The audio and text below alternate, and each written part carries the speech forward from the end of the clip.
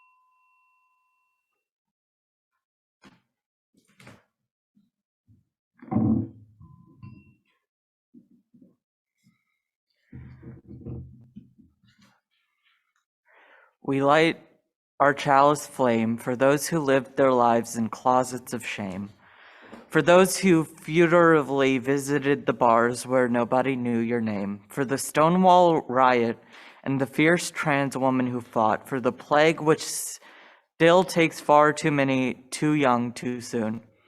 So many gone, so many never lived to see. We light our chalice flame for all these and for our siblings surviving, living life out in the open with pride.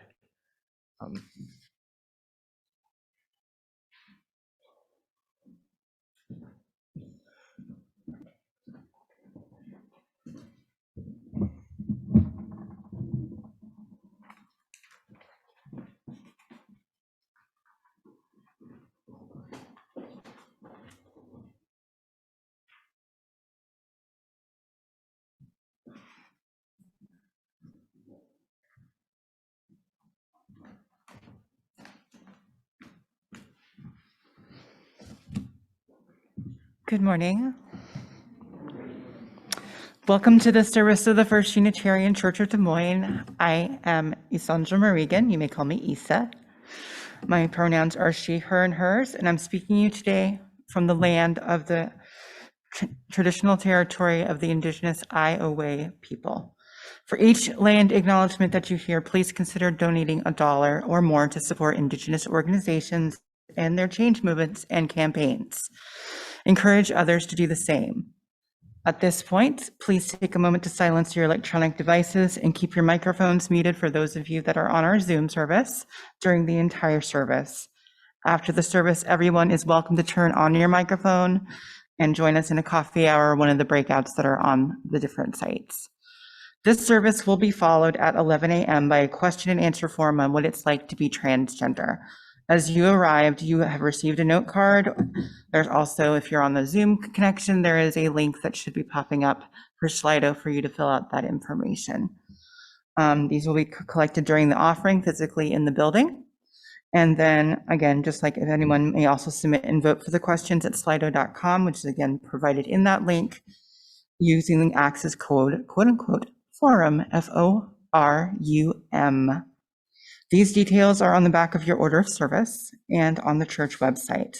We hope you'll join us at 11 online or in Griffin Hall right over there and to learn your answers.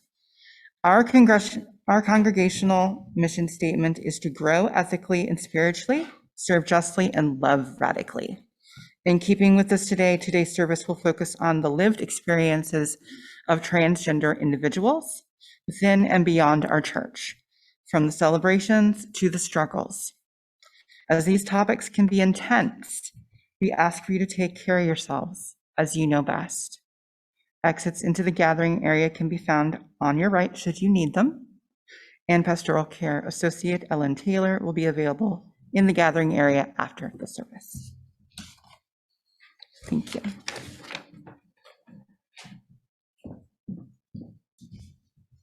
Good morning and welcome.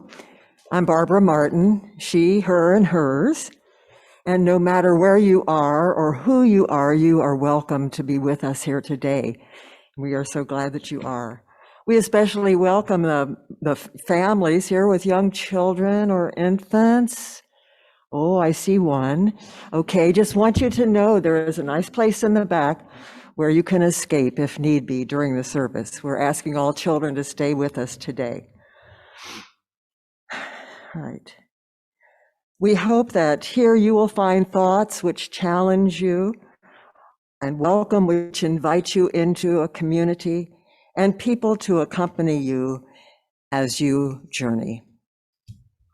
And our gathering song today, led by Elaine Imlau, will be number 1012 in the Teal hymnal, When I Am Frightened.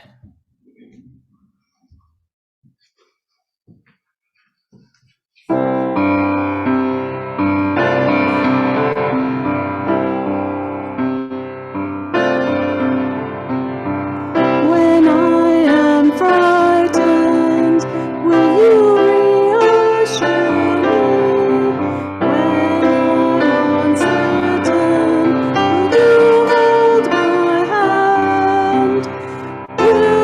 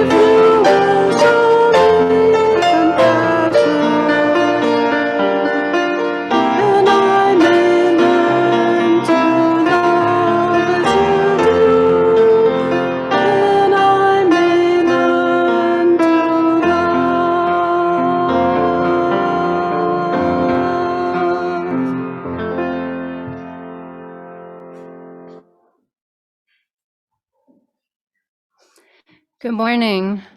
My name is Sarah Chong, and my pronouns are she, her, and hers. Today, I offer you a brief spotlight on a transition that occurred while services were all virtual. Now that we can gather in person, I'd like to help you connect the name with the face.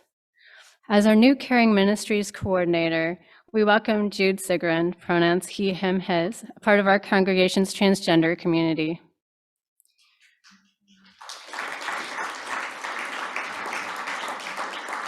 He's been helping people at our church for years and has hit the ground running in this role, for instance, by organizing to have Grubhub coupons sent to the Lowers to ease their logistics as they stay with Sarah during her out-of-state medical care. And slots are still available to help with this via Sign Up Genius on the church Facebook page. To contact Jude for assistance or to help others, you can email him at caring@ucdsm.org or via the forms on the church website.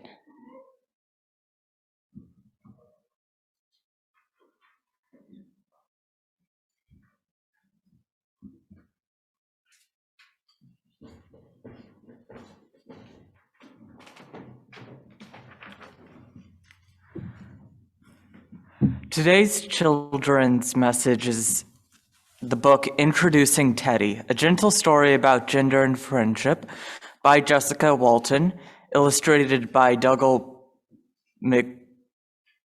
McPherson. Errol and Thomas the Teddy play together every day. They ride their bike in the background. They plant vegetables in the garden. They have sandwiches for lunch in the treehouse. And they have tea parties inside when it's raining. One day, Errol woke up to find the sun shining through his bedroom window. "Hooray!" he shouted. "Come on, Thomas, let's go to the park and play." Thomas the Teddy didn't feel like playing. "You seem sad today, Thomas," said Errol. "Don't worry, the park will cheer you up." Thomas the Teddy wasn't so sure. "Oh no, even the swing isn't working. What's wrong, Thomas? Talk to me." "If I tell you," said Thomas, "you might not be my friend anymore." "I will always be your friend, Thomas." Thomas the Teddy took a deep breath. "I need to be myself, Errol. In my heart, I've always known that I'm a girl Teddy, not a boy Teddy. I wish my name was Tilly, not Thomas." "Is that why you've been so sad?" Errol asked. "I don't care if you're a girl Teddy or a boy Teddy. What matters is that you're my friends." "You're the best friend a bear could have," Tilly said. "Now that you're feeling better," said Errol, "let's call our friend Ava." "Hi, Ava. Teddy and I are at the park. Do you want to come and play?" "Sure, Errol. Just let me finish building my robot." "Hi, Errol. Hi, Thomas," Ava called, and she sped towards them. "Hi, Ava," said Errol. "Teddy has a new name. Let me introduce you to Tilly." "What a great name," said Ava. "Well, let's go and play, Tilly." "Wait, I'm just moving my bow tie," said Tilly the Teddy. "I've always wanted a bow instead." "Good for you, Tilly. Wear whatever makes you happy," said Ava. "I think I'll get rid of my bow. I like my hair free." Errol, Ava, and Tilly played all morning until it was time to go home. "See you at our next tea party," Errol said as Ava stepped onto her scooter. "Yes, see you there. I'm bringing a friend," Ava yelled as she sped away. Errol and Tilly the Teddy played together every day. They ride their bike in the backyard. They plant vegetables in the garden. They have sandwiches for lunch in the treehouse, and they have tea parties when it's raining.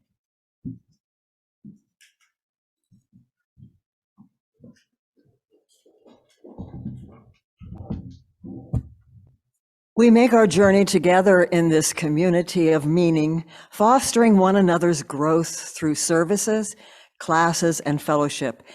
So many of us pour our time and talent into our life together.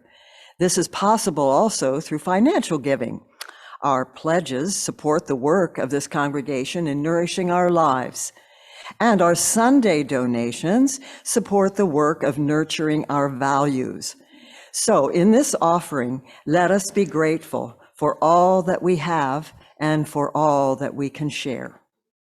Half of the offering we give today goes to our congregational social justice work, and half will be split by our Faith in Action partners, Knock and Drop and Just Voices, to support their work in our communities. If you are giving online, you may use the mobile app or the link in the chat. At this time, you may also add to the basket any forum question cards that you may have ready already.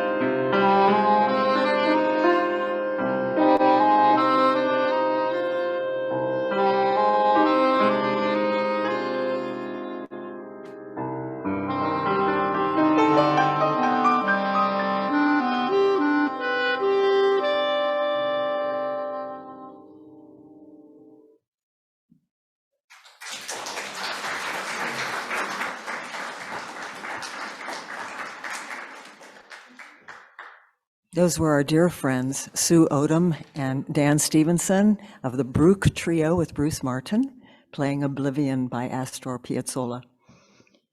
Thank you.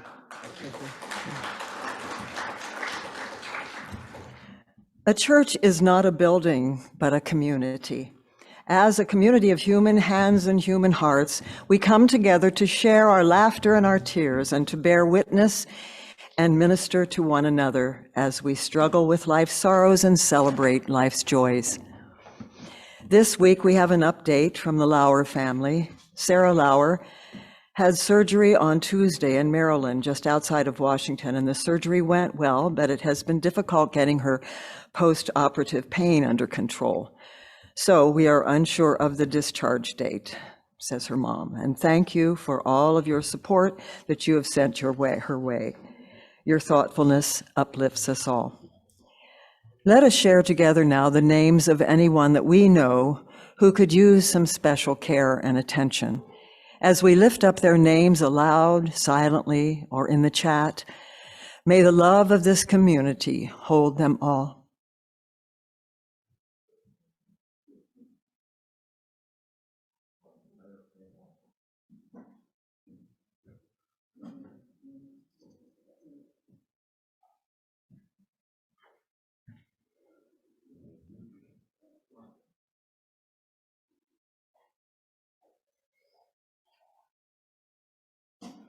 Let our hearts also be with all those near and far, with people the world over who are in need of care and who care for their communities. May we bear witness to atrocities that flash before our eyes in quick succession.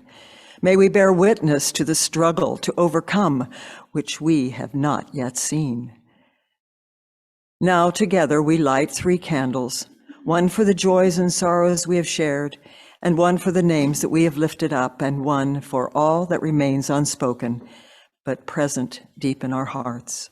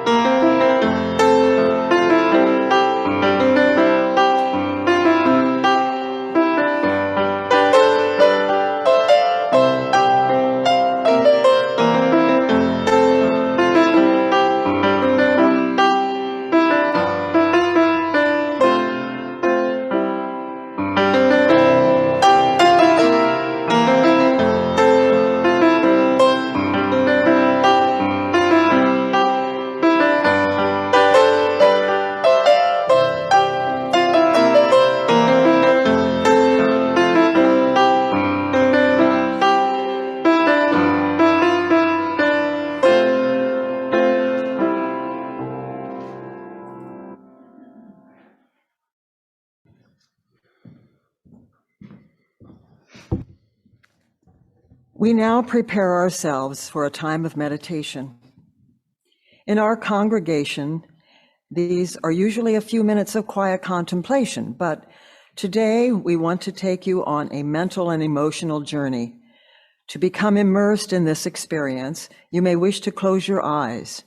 Though you will hear many voices, the only thing to see is what your own mind imagines. We will begin and end the meditation with a bell.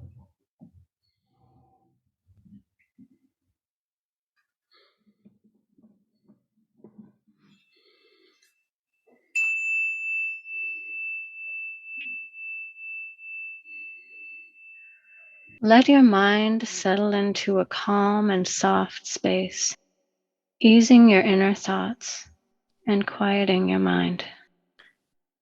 As you feel yourself drift into this calm, let us guide you through some scenes that many find themselves in all too often. Allow your mind to permit perspectives outside of yourself and outside of your norms. You have pulled into a parking space at the mall. Getting out, let your mind fill in the blanks. Who would be with you? Are you alone? Are you with family, friends? Fill that space And let those answers then guide you as you enter the mall. You open the door and begin moving past stores. Someone stares at you. Do you stare back? You hold your ground? Do you ignore them?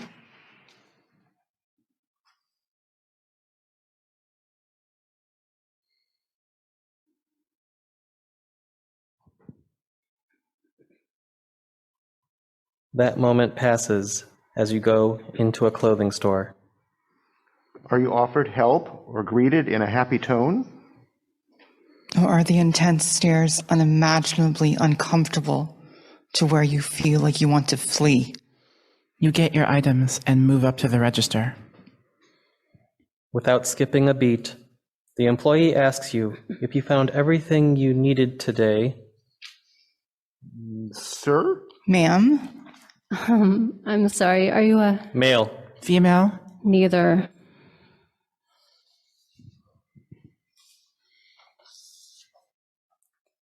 Let's just get you checked out. I'm glad that's over.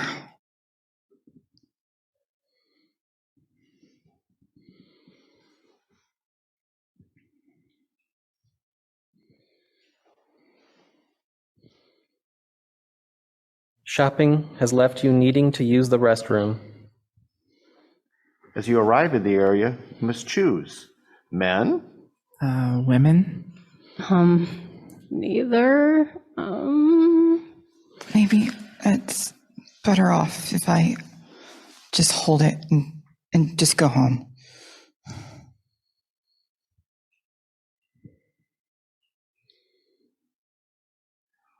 It's another night.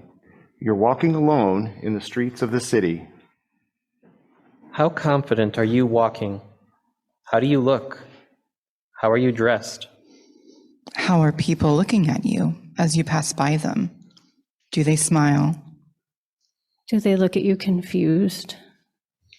Do they judge you with their looks as you walk past them? Do you feel safe?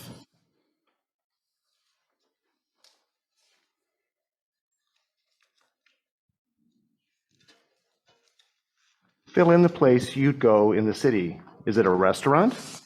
An art show or event? A club or a bar? When you get there, do you walk right in without any questions asked? As you move into the scene, do you feel like you belong? How long do you stay? How long can you stay? After 5 minutes, do you even want to stay?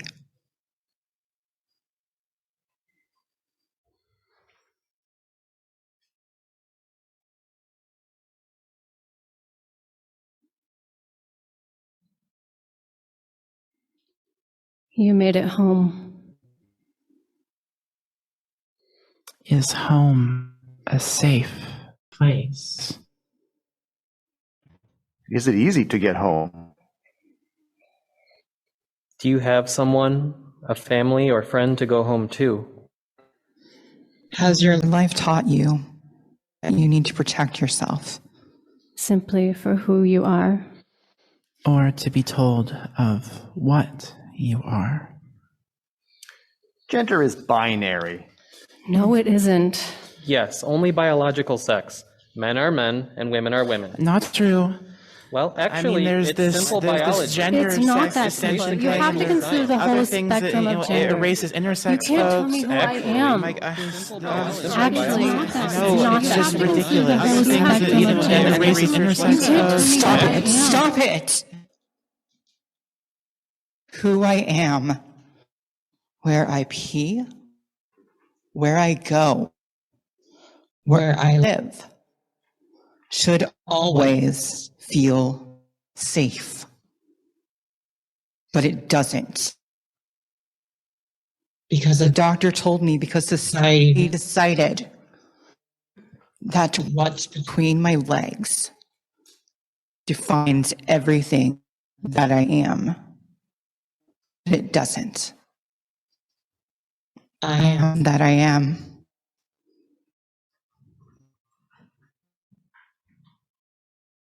A woman.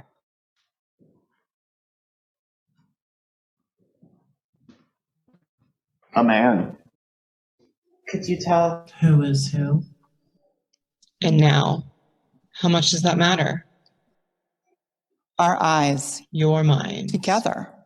not separate. We are transgender. Thank you.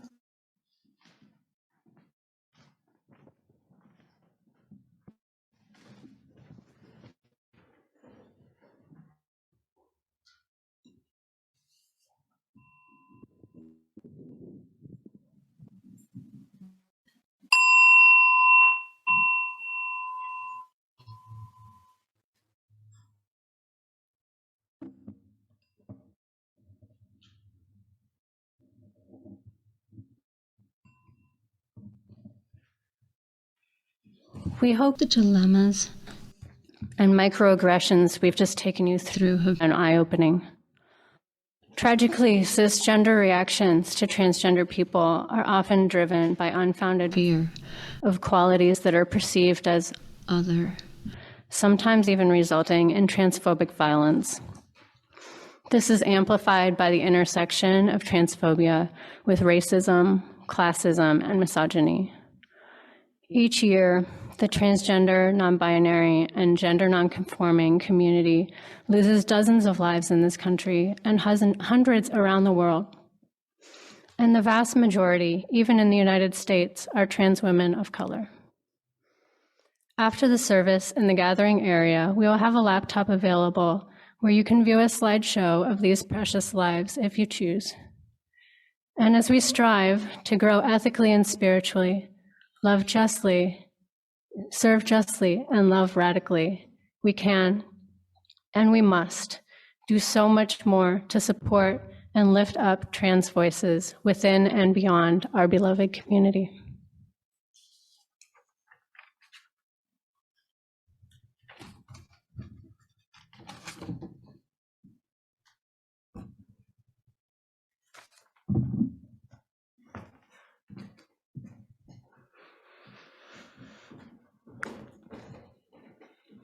In this spirit, we will join in a responsive reading.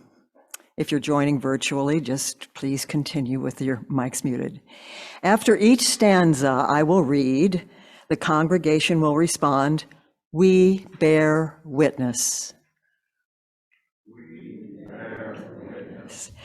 We people gathered here today on the quest for truth and meaning bear witness. In these times of heightened anxiety, we who are gathered here today reject the teachings of division and ignorance and commit to siding with love against hatred, against systematic power structures that treat transgender, genderqueer, and non-binary people, particularly those who are people of color, as being anything less than human. We bear. On this day, we who are queer folk and allies gathered together uphold the first principle that speaks to the inherent worth and dignity of every person. We bear witness. For those who exist boldly, unapologetically in public space as fully authentic transgender, genderqueer, and non-binary people, we bear witness. Sacred, transgender, genderqueer, and non-binary lives do not go unnoticed by us, since we bear witness. Our centering song is 1029 in the Teal hymnal. The words will be on the screen. Love knocks and waits for us to hear.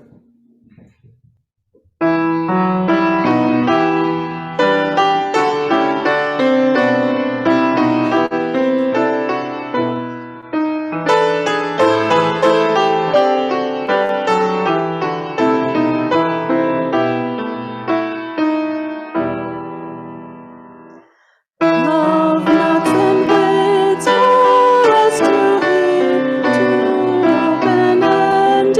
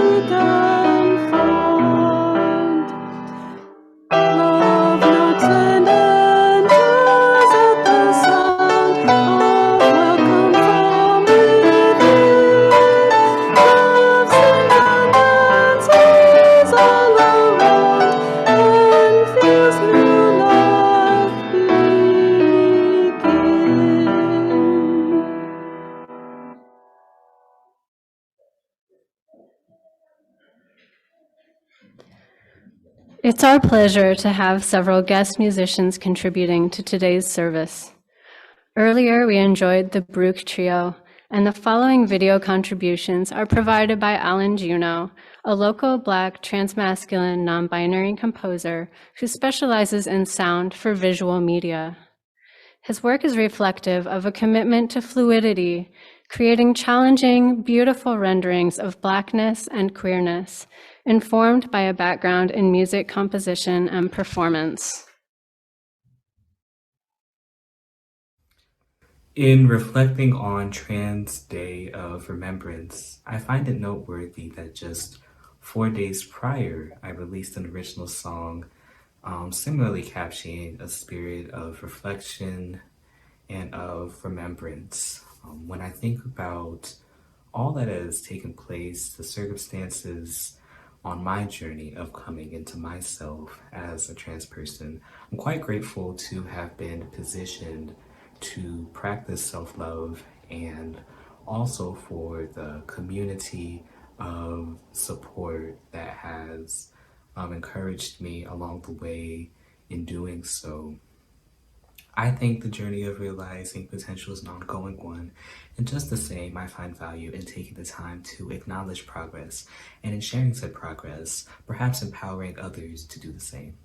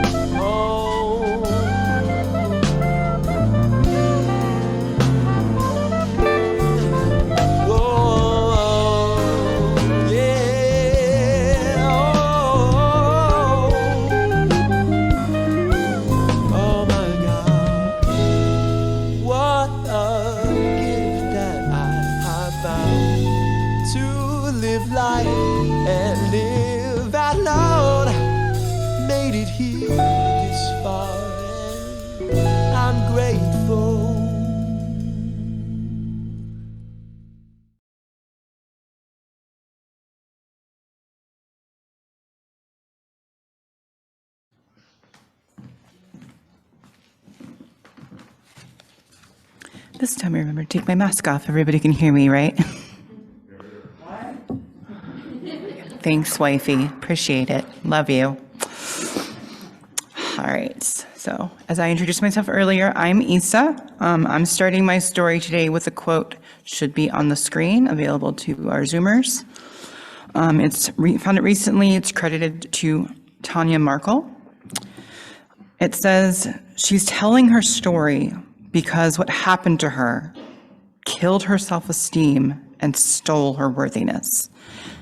It made her believe she was ugly and unlovable. It riddled her with shame and guilt. And more than anything, it buried who she really was. And she wants to know who that is before she dies. Because since the day she was born, she's been wondering who she'd discover when the pain was gone. In March of 2018, I came out as me. I am a transgender woman. Decades of failed relationships and constant struggle and confusion demanded my authentic emergence. Having the wrong hormones tell my body and person something I wasn't made to be and experience life utterly made me miserable. I have been on hormone replacement therapy for 3.5 years. And I can tell you that in May of 2018, that first day on the 14th, the day after, it was like ending terror of anxiety that had wreaked havoc on my existence for all that time.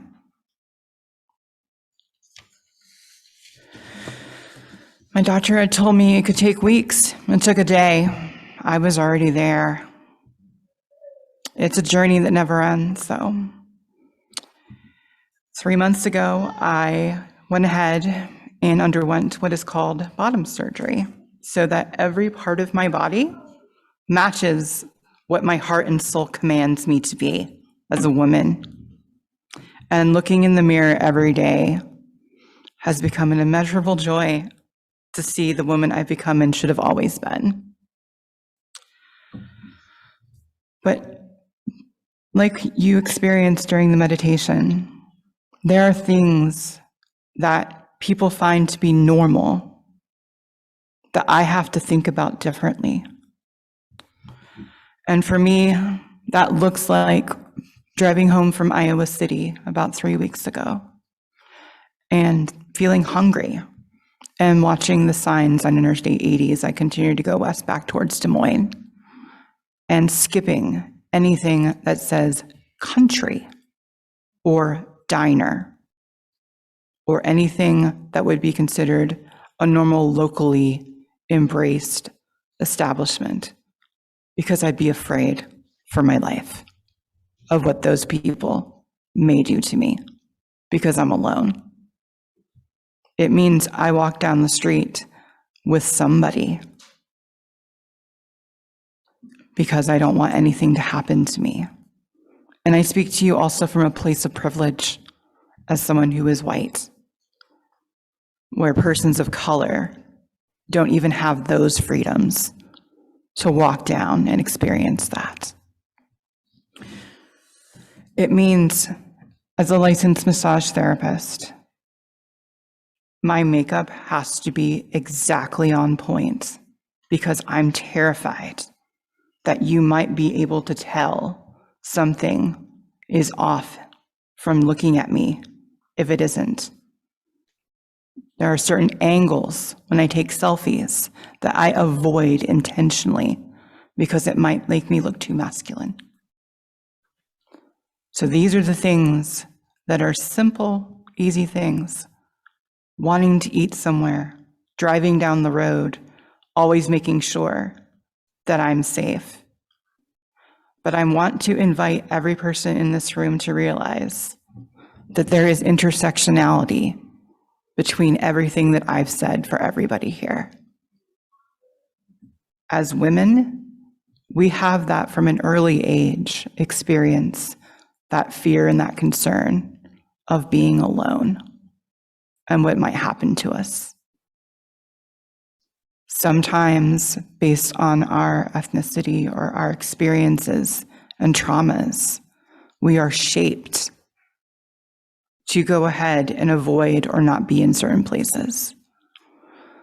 So for me, as I end this part here, I want everyone to realize how similar we are and how not so different. I was simply born into the wrong body, being told that I was supposed to act and present a certain way. And now I live authentically and beautifully. And I invite everyone here to do the same. Thank you.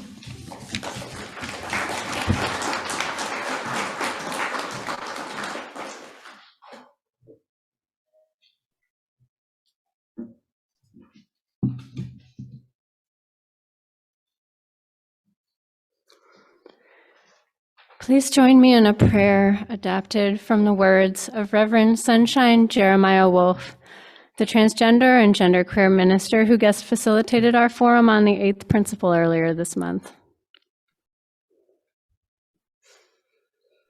Oh, infinite love, help me face this day. My heart weeps with fear of violence, of invisibility, of hatred. Open me to beauty and wholeness, to love and laughter. I am enough. We are enough. I live in the sacred in-between. I embody the connectivity and allness of the infinite. May I remember that I am inherently sacred by my existence.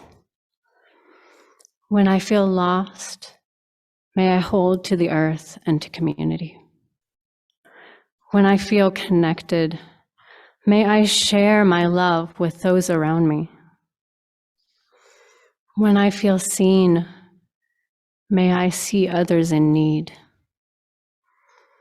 When I am secure, may I rise up for the security of others. Oh, infinite love, thank you for the gift of the transcendent, both, all, and infinite, liminal, glue, connectivity.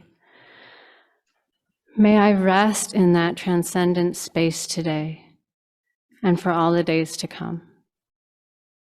Aho, Amin, Ashe.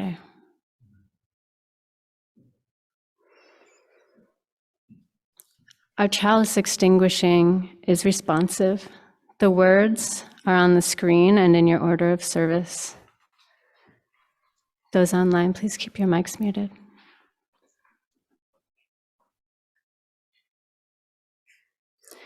This is the message of our faith.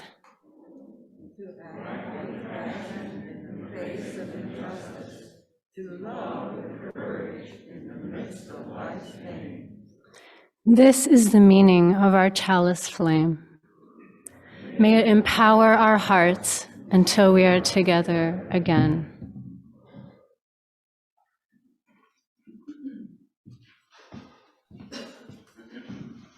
And our closing hymn is number 318 in the gray hymnal. We would be one.